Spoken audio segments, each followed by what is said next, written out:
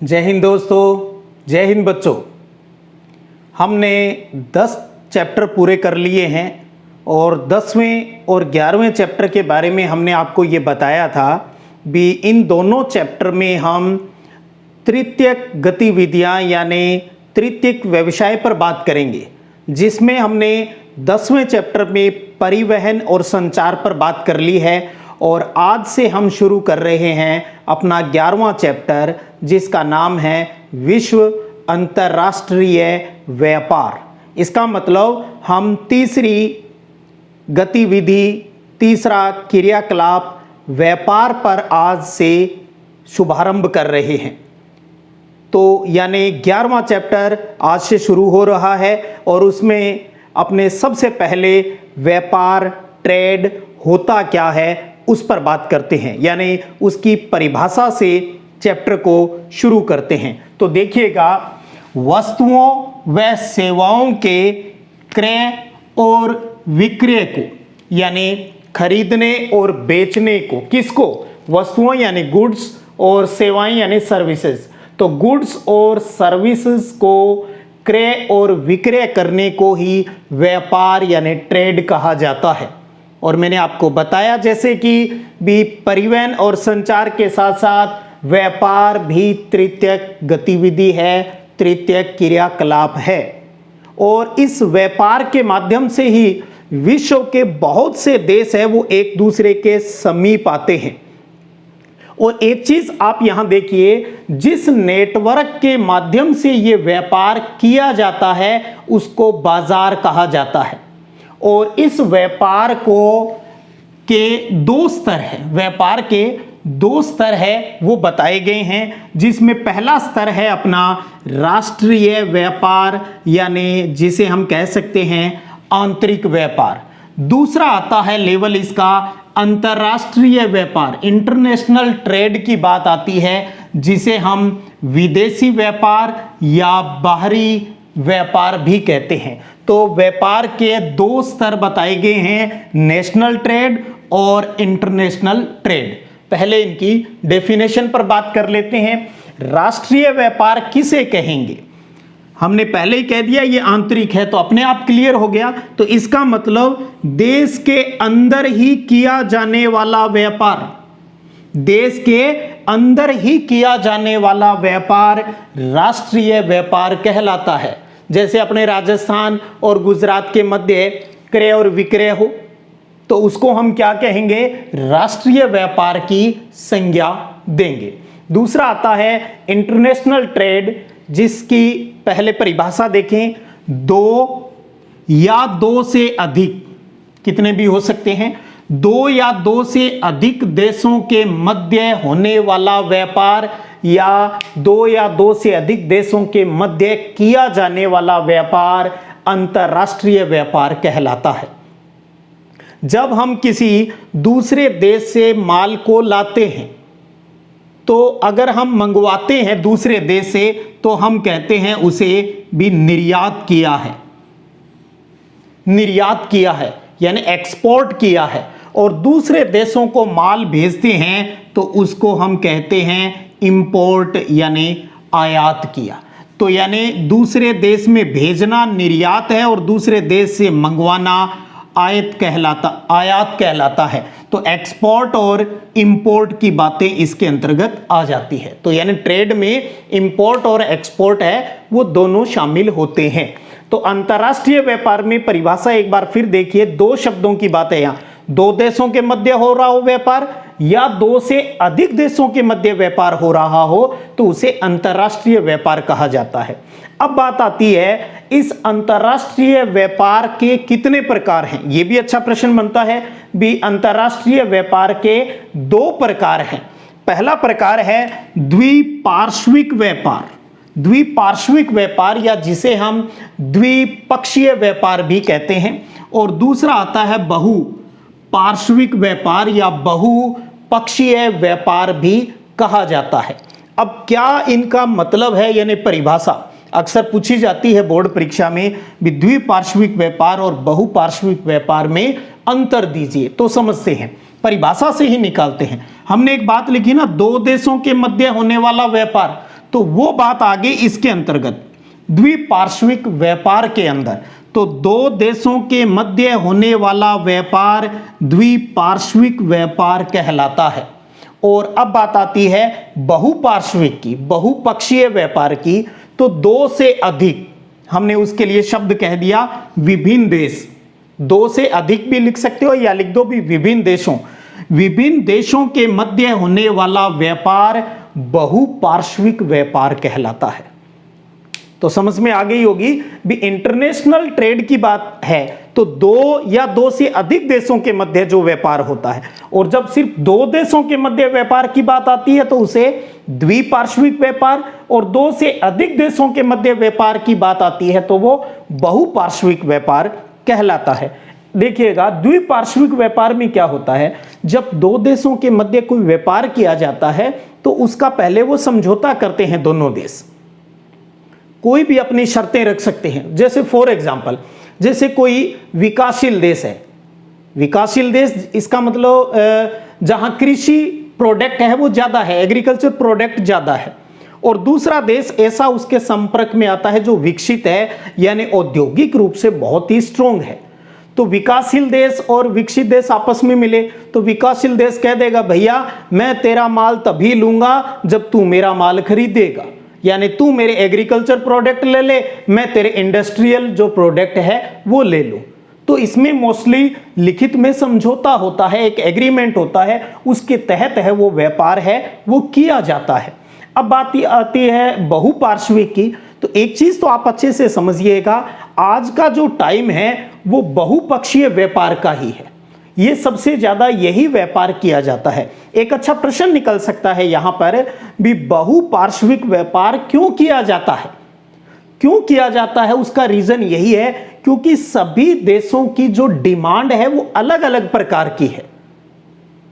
हर देश की अपनी अलग अलग डिमांड है और हर देश के अंदर जो उसके रिसोर्सेज है, जो संसाधन है वो सीमित है या यूं कह दूं समान नहीं है। भी ये नहीं है भी कोई एक चीज है वो सब देशों में ही मिलती हो। अगर सब देशों में ही मिल जाए और वहां आपूर्ति हो जाए तो फिर ट्रेड की जरूरत कहां है, व्यापार की जरूरत कहां है? तो क्योंकि सभी देशों की मांग है वो विविध प्रकार की है और प्रत्येक देश में एक समान संसाधन उपलब्ध नहीं है, इसलिए बहुपार्श्विक व्यापार है वो किया जाता है। और विश्व का कोई भी देश और कुछ जो उसके व्यापारिक साझेदार जो देश होते हैं उनका एक सर्वाधिक पसंदीदा राष्ट्र है उसको श्रेणी प्राप्त कर सकता है। पसंदीदा जो राष्ट्र है जिसको इंग्लिश में आपने पढ़ेंगे तो उसमें आता है, एक शब्द आता है MFN। MFN तो उसकी फुल फॉर्म भी आप ध्यान रख लें। M का मतलब हो गया मोस्ट, F का मतलब हो गया फेवरेट, N का मतलब हो गया नेशन। तो यानी जब बहुत से देशों के बीच में जो साझा होता है, किसी व्यापार को लेकर कोई सहमति बनती है तो कोई एक देश किसी के लिए बहुत ही ज़्यादा मोस्ट फेवरेट नेशन है वो भी बन जाता है। तो ये था सामान्य जानकारी, व्यापार की परिभाषा हो गई। व्यापार के दो स्तर राष्ट्रीय और अंतर्राष्ट्रीय हो गए। फिर हमने समझा अंतर्राष्ट्रीय व्यापार के दो प्रकार, द्विपार्श्विक व्यापार और बहुपार्श्विक व्यापार।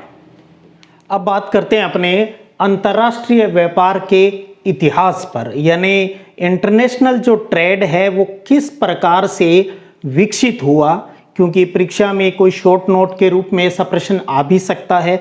तो मैं चाहता हूं हम अंतर्राष्ट्रीय व्यापार के इतिहास पर भी कुछ बात कर लेते हैं, जो मैंने पॉइंटों के माध्यम से यहां पर बताया है। देखिएगा, शुरू में व्यापार केवल स्थानीय बाजारों तक ही सीमित था, क्योंकि लंबी दूरी तक व्यापार में लूटपाट का खतरा रहता था। तो इसलिए लंबी दूरी का कोई व्यापार है वो वहां पर नहीं होता था दुनिया में। दूसरी बात मैं बताना चाहूंगा कि ज्यादातर लोग अपनी मूलभूत आवश्यकताओं जैसे भोजन, वस्त्र पर ही खर्च करते थे। केवल अमीर लोग ही महंगे आभूषण और वस्त्र खरीदते थे। तो यानी आप व्यापार करोगे किस चीज का? लोगों को तो भोजन और वस्त्र चाहिए, उसके बाद चीज खरीदते ही नहीं थे, बाजार में आना ही नहीं है दूसरी चीज के लिए। कुछ अमीर लोगों के लिए तो बहुत बड़ा जोखिम है वो उठाया नहीं जा सकता था। तो इसलिए बहुत ज़्यादा जो ट्रेड है वो शुरू में विकसित नहीं हो पाया था। फिर बात आती है तो कहीं से स्टार्ट तो बताइए, तो वो स्टार्टिंग ही बता रहे हैं हम कि प्राचीन रेशम मार्ग है वो लंबी दूरी के व्यापार का आरंभ माना जाता है। तो लंबी दूरी के व्यापार का आरंभ हम कहां से मानते हैं, तो वो है प्राचीन रेशम मार्ग है वो माना जाता है, जो रोम को चीन से जोड़ने वाला मार्ग था, जिसकी लंबाई लगभग 6000 किलोमीटर लंबी रही है। उसके बाद बात करें जब उपनिवेशवाद का टाइम आया, तो वो है 15वीं शताब्दी से यूरोपीय उपनिवेशवाद शुरू होते ही वस्तु के व्यापार के साथ ही दास व्यापार भी शुरू हो गया। यानी गरीब देशों से लोगों को पकड़ पकड़ के दूसरे देश में भेजा जाता था और वहां जबरदस्ती काम करवाया जाता था। तो यानी उपनिवेशवाद दूसरे देश पर अधिकार करना, जैसे अंग्रेजों ने भारत को अपना उपनिवेश बना लिया था, तो उपनिवेशवाद शुरू हुआ तो व्यापार तो हुआ, वस्तुओं का व्यापार तो शुरू हुआ ही हुआ, साथ में ये बीमारी भी आ गई, दास प्रथा वाली, दास व्यापार भी शुरू हुआ, जिसका पिंड कब छूटा हमसे, 19वीं शताब्दी में। 19वीं शताब्दी में जाकर ये पूर्ण रूप से बंद हुआ था दास व्यापार। उसके बाद बात करते हैं औद्योगिक क्रांति का जो टाइम आया, तो औद्योगिक क्रांति के बाद वस्तुओं के रूप में कच्चे माल और तैयार माल की मांग है वो बढ़ गई। इंडस्ट्री है वो डेवलप होने शुरू हो गए, तो उसको उद्योगों को चलाने के लिए कच्चा माल चाहिए था। तो इसलिए जब वहां कच्चा माल स्थानीय रूप में उपलब्ध नहीं था तो दूसरी जगहों से मंगवाना पड़ता था। तो व्यापार का अच्छा जो शुभारंभ है वो यहां से हो गया। उसके बाद देखते हैं एक अंतिम बात इस इतिहास की, जिसके बारे में हम आगे की वीडियो क्लास में विस्तृत रूप से भी पढ़ेंगे।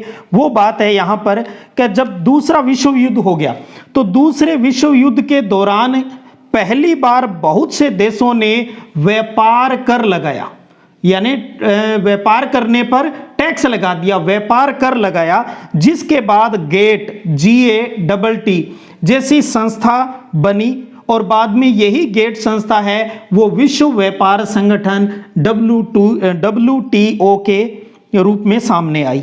तो यानी व्यापार कर है, टैक्स स्टार्ट हो गया, तो फिर गेट संस्था बनी, गेट के बाद में ये संस्था किस रूप में आ गई, WTO के रूप में आ गई, वर्ल्ड ट्रेड ऑर्गेनाइजेशन के रूप में आ गई। ये दोनों ही संस्थान अपने पाठ्यक्रम में भी है और अगले वीडियो क्लासेस में हम इनके बारे में विस्तृत रूप से भी बात करेंगे। तो ये था भी अंतर्राष्ट्रीय व्यापार का डेवलपमेंट है वो किस प्रकार से हुआ, तो हमने उससे जुड़े हुए कुछ परीक्षा की दृष्टि से पॉइंट है वो सामने रखे हैं।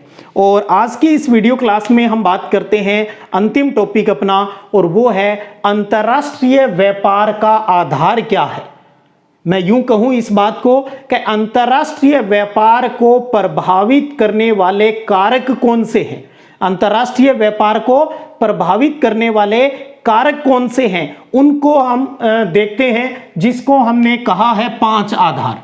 अंतर्राष्ट्रीय व्यापार के 5 आधार माने गए हैं। तो पहला है राष्ट्रीय संसाधनों में विभिन्नता, राष्ट्रीय संसाधनों में विभिन्नता। तो पहले आप इसको समझिए भी क्या है राष्ट्रीय संसाधनों में विभिन्नता। देखिए विश्व की भौगोलिक जो संरचना है, जलवायु है, उसमें भिन्नता है। तो विश्व की भौगोलिक संरचना और जलवायु में विभिन्नता के कारण विश्व के अंदर जो राष्ट्रीय संसाधन है उनका असमान वितरण है वो पाया जाता है। तो असमान वितरण होने के कारण व्यापार करना पड़ता है, क्योंकि सारी चीजें सभी जगह उपलब्ध नहीं है। जैसे एक एग्जाम्पल के रूप में हम इसको समझे, जैसे ऊन के प्रोडक्शन की बात करें, तो ऊन का जो प्रोडक्शन है हमें पता है वो कहां पर होता है, वो ठंडे देशों में ज्यादा होता है। इसी प्रकार केला है, रबड़ है, कहवा है, ये कहां पर होता है, ये उष्ण कटिबंधीय क्षेत्रों में होता है। तो ठंडे देशों को अगर केला चाहिए तो कहां से मंगवाना पड़ेगा, गर्म देशों से मंगवाना ही पड़ेगा, तो व्यापार हो जाएगा। तो किस वजह से संभव हो पाया भी, राष्ट्रीय संसाधनों में विभिन्नता है, इस वजह से विकसित हो पाया अंतर्राष्ट्रीय व्यापार। दूसरे आधार पर बात करते हैं जो है जनसंख्या से संबंधित कारक, यानी जनसंख्या कारक। हम जनसंख्या के बारे में अच्छे से पढ़ भी चुके हैं। तो देखिएगा कि विश्व में जनसंख्या का जो वितरण है वो असमान है, और इस असमान वितरण और विभिन्न संस्कृतियों के कारण व्यापार की गई वस्तु की मात्रा और प्रकार ये दोनों ही प्रभावित होते हैं।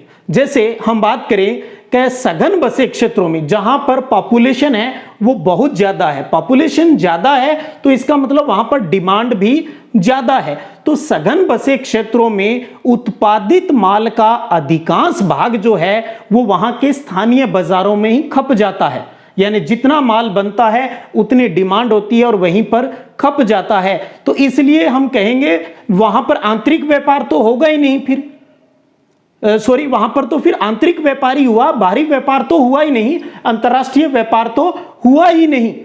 और इसी प्रकार जैसे कुछ विशिष्ट संस्कृतियों की बात करें तो वहां पर कला और हस्तशिल्प के विकास के कारण विशेष वस्तुओं का व्यापार होता है।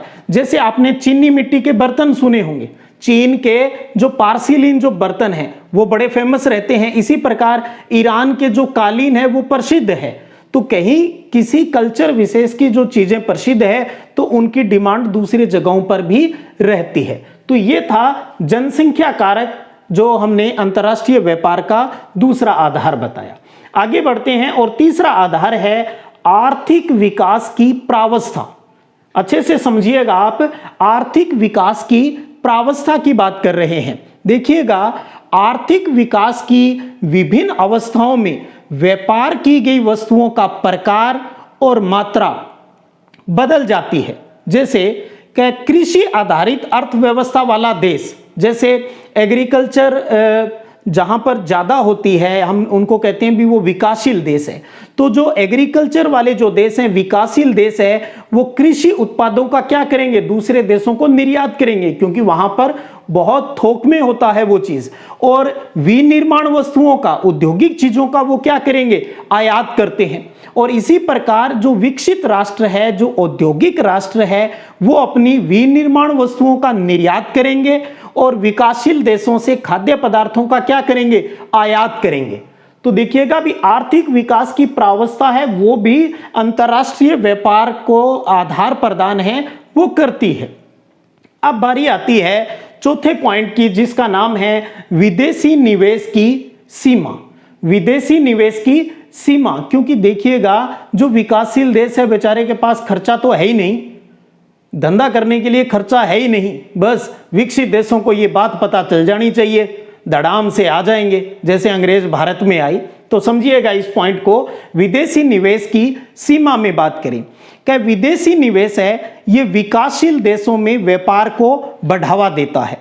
इन देशों के पास पूंजी का अभाव होता है, जो विकासशील देश होते हैं, और विकसित देश इन देशों में आते हैं और यहां पर पूंजी लगाते हैं और अपने लिए खाद्य पदार्थों और खनिजों का आयात है वो सुनिश्चित करते हैं, और अपने तैयार माल के लिए विकासशील देशों में बाजार भी तैयार करते हैं, जिसके फलस्वरूप विकासशील और विकसित देशों के बीच व्यापार है वो आगे बढ़ता जाता है। अब बात करते हैं, अंतिम पांचवा पॉइंट है अंतर्राष्ट्रीय व्यापार के आधार का, जिसका नाम है परिवहन के साधनों का विकास। ट्रांसपोर्ट है वो किस प्रकार ट्रेड को प्रभावित करता है, तो समझिएगा इस चीज को। परिवहन के साधनों के विकास का व्यापार पर सकारात्मक प्रभाव पड़ता है, बहुत ही पॉजिटिव इफेक्ट है वो पड़ता है। प्राचीन समय की अगर बात करें तो परिवहन के साधनों का अभाव था, तो इसलिए जो व्यापार है वो प्रतिबंधित था, एक तरीके से बहुत कम होता था। लेकिन वर्तमान समय में परिवहन साधनों के विकास के कारण व्यापार के अंदर बहुत ही आश्चर्यजनक रूप से वृद्धि हुई है। तो अब आप समझे होंगे भी ये जो पॉइंट जिसकी हमने बात की, राष्ट्रीय संसाधनों में विभिन्नता, जनसंख्या कारक, आर्थिक विकास की प्रावस्था, विदेशी निवेश की सीमा और परिवहन के साधनों का विकास, ये 5 प्रमुख आधार है जो अंतर्राष्ट्रीय व्यापार को प्रभावित करता है, जिसको हमने आधार या प्रभावित करने वाले कारकों के रूप में समझने की कोशिश की है। तो ये थे आज की अपनी वीडियो क्लास जिसमें हमने व्यापार क्या है, व्यापार के स्तर, अंतर्राष्ट्रीय व्यापार के प्रकार, अंतर्राष्ट्रीय व्यापार के इतिहास पर बात की और साथ में अंतर्राष्ट्रीय व्यापार के आधार को हमने समझा। अगली वीडियो क्लास में इसी इंटरनेशनल ट्रेड को लेकर आगे बढ़ेंगे। तब तक पढ़ते रहिएगा, बढ़ते रहिएगा। जय हिंद, जय भारत।